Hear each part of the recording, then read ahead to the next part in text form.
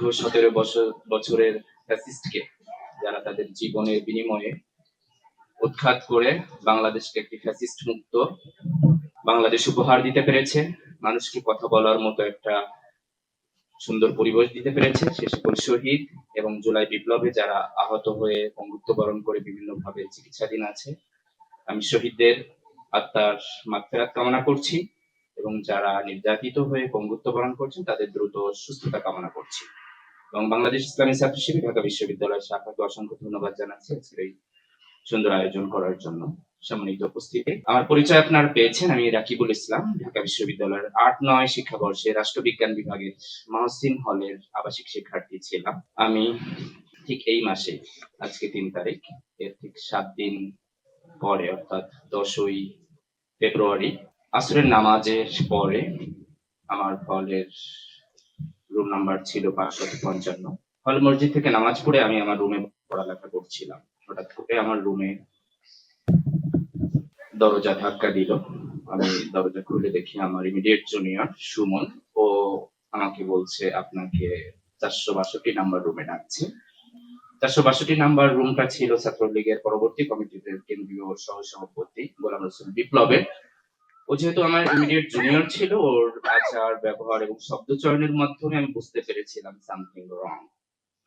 তখন আমি রেডি হচ্ছিলাম, পূর্ণাঙ্গভাবে রেডি না হওয়ার আগেই ও বলছে দ্রুত করেন। আমি বলছি তুমি দাঁড়াও, আমি রেডি হচ্ছি। আমি রেডি হতে না হতেই হলের পরবর্তী কমিটির সেক্রেটারি মেহেদি হাসান, যে পরবর্তী কেন্দ্রীয় কমিটির সহসভাপতি হয়েছিল, মেহেদি হাসান, এরপরে হচ্ছে তুষার, হাসান হাবিব রানা সহ ছাত্রলীগের 15-20 জন ক্যাডার আমার রুমেই দ্রুত চলে আসে এবং আমাকে টেনে হিসেবে আমার রুম থেকে নিয়ে, আমার রুম যেহেতু 5 তলায় ছিল, 4 তলার সিঁড়ি দিয়ে 5 তলার সিঁড়ি দিয়ে 4 তলাতে আমাকে নিয়ে 462 নাম্বার রুমে আসলো।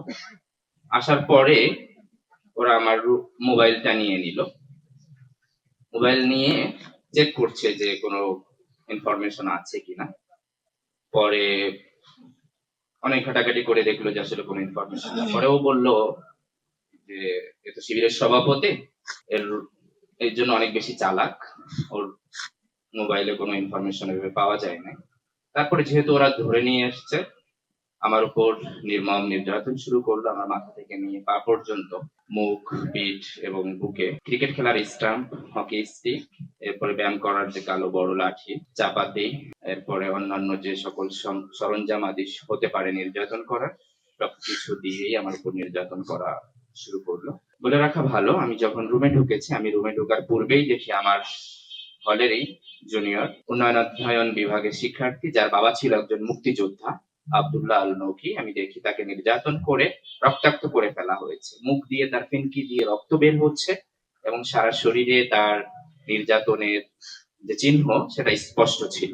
পরবর্তীতে ওরা আমাকে প্রচন্ড পরিমাণে নির্যাতন করা শুরু করছে। এক পর্যায়ে আমার নির্যাতন করতে করতে আমি আর শরীরে নিতে পারছিলাম না।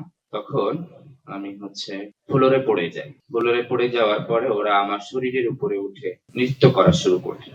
আমার বুকে থেকে নিয়ে মাথা থেকে নিয়ে পা পর্যন্ত সব জায়গাতে তারা নির্যাতন করছে। এই যে আমি এখন কথা বলছি, আমার অনেক কষ্ট হচ্ছে। আমার বাম পাশে অনেক বেশি আঘাত ছিল। আমি ভেবে নিয়েছিলাম আমি হয়তো আমার জীবনের শেষ সময়টা তখন অতিবাহিত করছি। আমি অনেক সময় আমার নিঃশ্বাস নিতে পারছিলাম না। ওরাও দেখলাম যে কিছুটা হতচকিত হয়ে গেছে, হয়তো মারা যাচ্ছি এই ভেবে। আমার এই অবস্থা চলাকালীন আমি হঠাৎ করে খেয়াল করলাম যে আমার হলের আমারই ইয়ারমেট, যে ক্ষয় ইউনিটে 4র্থ হয়েছিল, সানাউল্লাহ পাটোয়ারি, লতে পড়তো, তাকেও হঠাৎ করে ধরে আনা হয়েছে এবং তাকেও ওইভাবে যে সরঞ্জাম আদির কথা আমি বললাম, লোহার পাইপ সহ চাপাতি, হকি স্টিক, ক্রিকেট খেলার স্টাম্প সব দিয়ে নির্যাতন করা হচ্ছে।